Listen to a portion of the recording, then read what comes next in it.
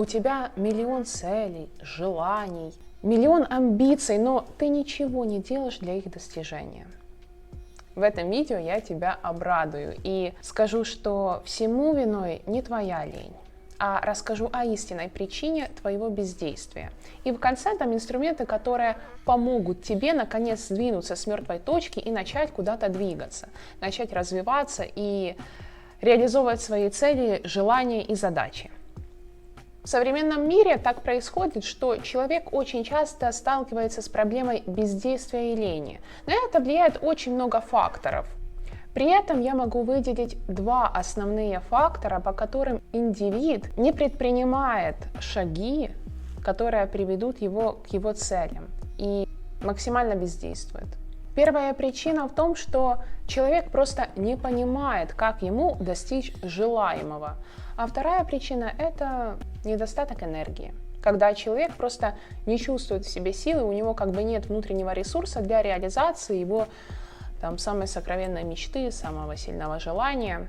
Эти две причины очень тесно связаны и вообще зависимы от устройства нашей психики. В первую очередь давайте рассмотрим то, что наша психика устроена таким образом, что если в ней не сформированы причинно-следственные связи определенных действий, то мозг никогда не даст команду нам действовать. Вместо этого он всегда нам найдет отговорки, почему нам это действие совершать не нужно. Мозг всегда работает на сбережение, максимальное сбережение энергии. И если у вас не простроена причинно-следственная связь, какие преимущества вам даст то или иное действие в будущем или же сейчас, мозг никогда не согласится на это. Давайте, чтобы было более удобнее, разберем такой пример с изучением языка. Очень часто человек сталкивается с тем, что он хочет изучить какой-то иностранный язык. И если в его сознании не будет четкой связи, которая будет показывать ему, что изучение языка, и он за это получит реальное преимущество в своей жизни, то мозг никогда не согласится на это действие. Или же, даже если человек очень сильно замотивируется, он поделает это недельку, если бы не меньше, и все этим и закончится. Чтобы этого избежать, нужно в такой ситуации четко прописать, запрограммировать себе нейронные связи. Например, если я изучу английский язык, я смогу устроиться в международную компанию, где я смогу зарабатывать хорошие деньги, да? Или же я смогу продвигать свои услуги на внешний международный рынок, и из-за этого мое финансовое положение улучшится во много раз. Из-за этого я смогу обеспечить себе комфортное проживание со всеми благами. Я смогу купить себе дом, который мне нравится, машину, которая мне нравится, я смогу путешествовать, я смогу получить доступ к развлечениям, к которым у меня сейчас нету доступа, да? Я смогу стать более ценным на рынке отношений, у меня будет шире выбор в своей второй половинке. Из-за этого я стану счастливей, и моя жизнь будет интересной и качественной. Ясное понимание выгод от нужного действия формирует в сознании потребность действовать. Человек, в нашем случае с иностранным языком, понимает, что изучение иностранного языка – это теперь его не просто обязанность, это его путь к лучшей жизни. Следующим элементом, который необходимо учитывать, это физика процесса. Физика процесса исполнения нужного действия – это обычное понимание, как делать это действие, чтобы потом получить результаты, и это было максимально эффективно. В нашем же случае с английским языком, с иностранным языком, это будет, что мы понимаем, чтобы, например, за год мы смогли изучить язык и свободно на нем говорить, нам нужно каждый день, и желательно с утра, учить язык по 1,5 часа, смотреть фильмы с субтитрами каждый день, вечером, да, и общаться с носителями иностранного этого языка. И мы понимаем, что если мы вот это делаем, через год мы получаем вот такой-то результат. нужный нам результат. Эти практические шаги придают действиям человека структуру и осязаемость. Если он понимает, как реализовать нужное действие, чтобы получить результат, его мотивация очень быстро возрастает, потому что он видит, что действие имеет вескую основу и результат. А теперь давайте возьмем стандартную ситуацию, да? Человек решил выучить иностранный язык. Он подумал, что все учат иностранный язык, это полезно, это прикольно, и вообще он понимает, что да, он как бы будет более ценным экспонатом на рынке труда. Это даст ему больше бонусов в зарабатывании денег. Он сможет, это все-таки открытие новых горизонтов, сможет где-то какую-то бирочку прочитать, да? Но человек пока точно, структурно не понимает, куда он это именно применит. Нету такого у него точки Б, в которую он должен прийти, и там именно он этот английский язык, иностранный язык какой-то сможет применить. Нет, это все размыто, да, у него в сознании. Конечно же, в таком случае мозг не захочет ничего делать, да. Видите, у нас очень размыто понятие, зачем нам это делать. У нас размыта причинно-следственная связь, что четко мы за это будем получать. Из-за этого, конечно же, мозг не согласится это делать. Мозг очень ленив. А если, в принципе, такое произойдет, что согласиться, будет такая бешеная мотивация, да, в 3 часа ночи, поделает он это недельку, если не меньше. И все, этим все закончится. Потом он скажет: стоп, а скажи, а реально, а почему тебе это делать? И ты такой: это полезно. Он скажет: там много чего, что полезно, да? Этим все закончится. И второй пункт, который является непосредственно причиной вашего бездействия, это банально нехватка энергии, нехватка ресурса. Вот ты думаешь, что я бы хотела там то, не знаю, когда это делать, нет сил, просто нет на это сил, да.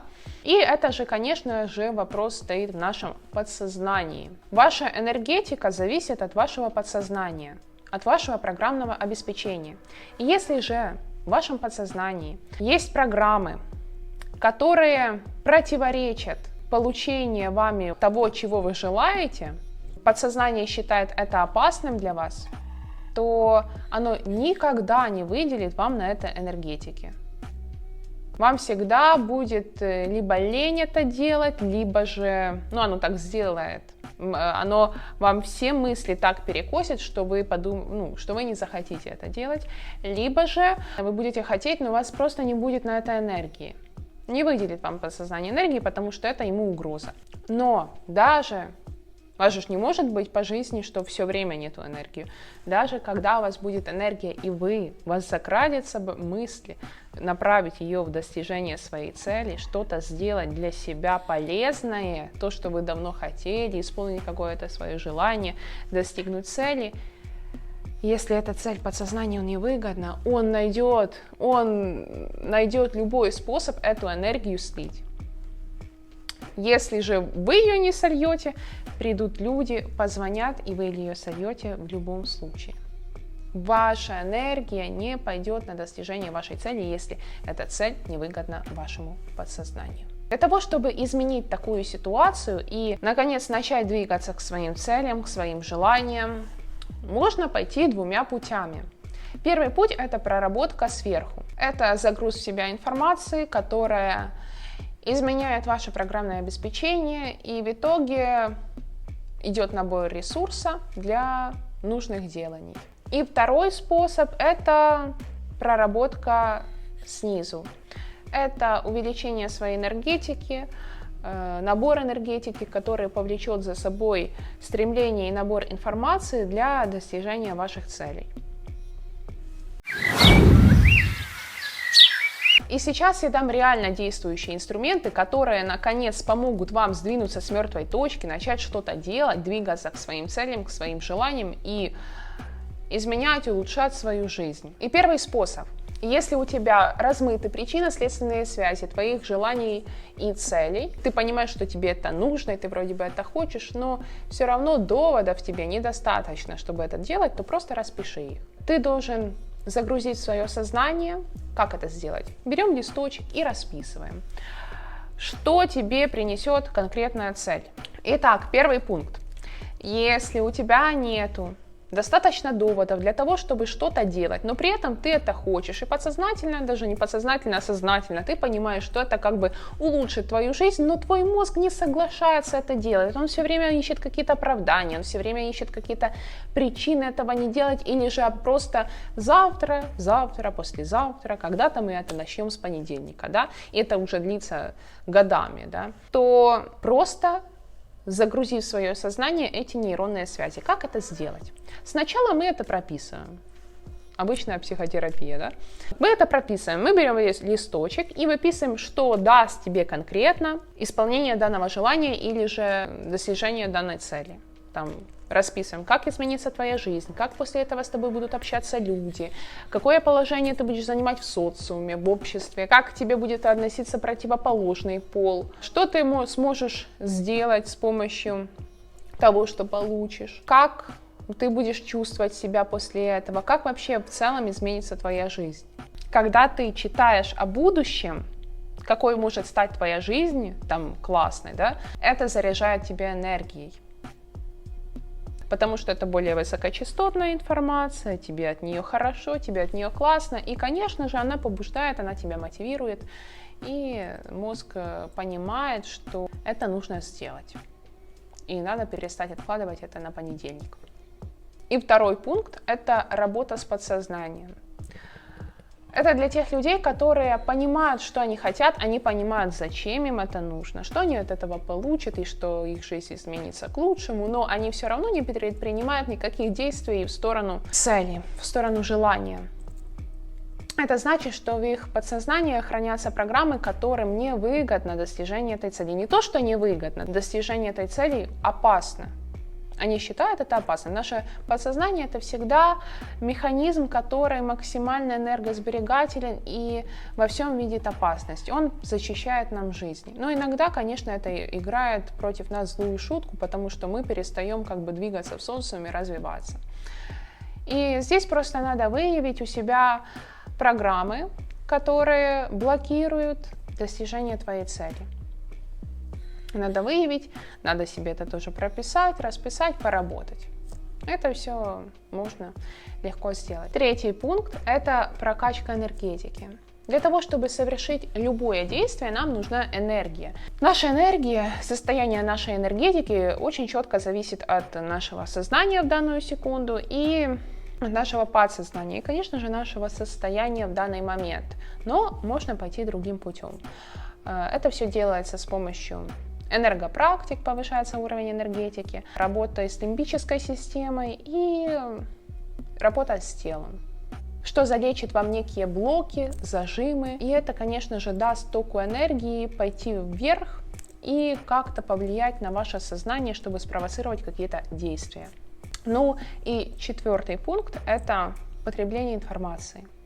Потребление информации должно быть очень четким, структурированным, и потребляйте информацию, которая будет вас мотивировать, которая будет вас обучать тому, что вам нужно, и чем вы будете пользоваться, это важно. Информацию, которая будет мотивировать вас идти к своим целям. Да?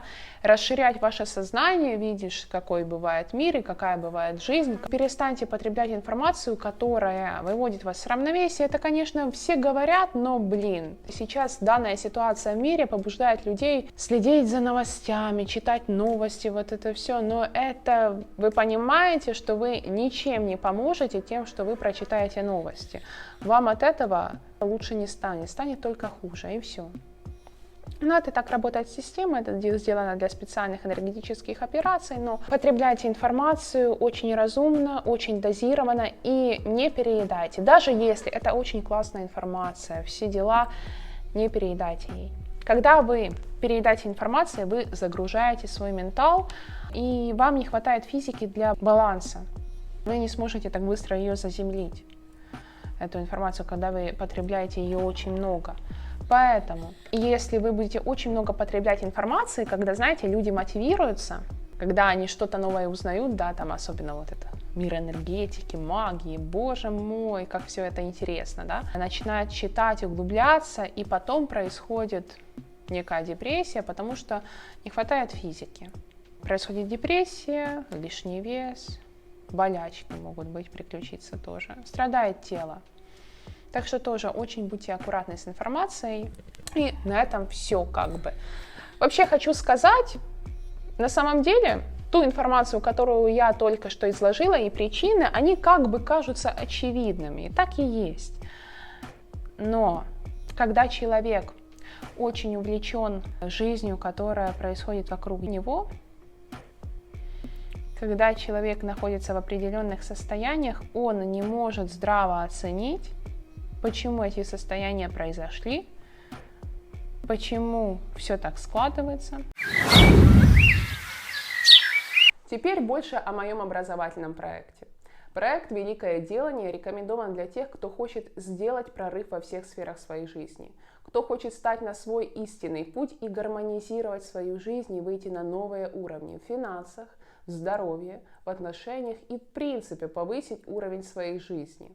Это база, которая делает людям просто шикарные результаты и полностью меняет их жизнь. Жизнь людей после проекта делится на до и после. Все материалы в данном проекте были проверены мной на индивидуальной практике с моими клиентами. И теперь я хочу помочь и поработать с более широким кругом людей.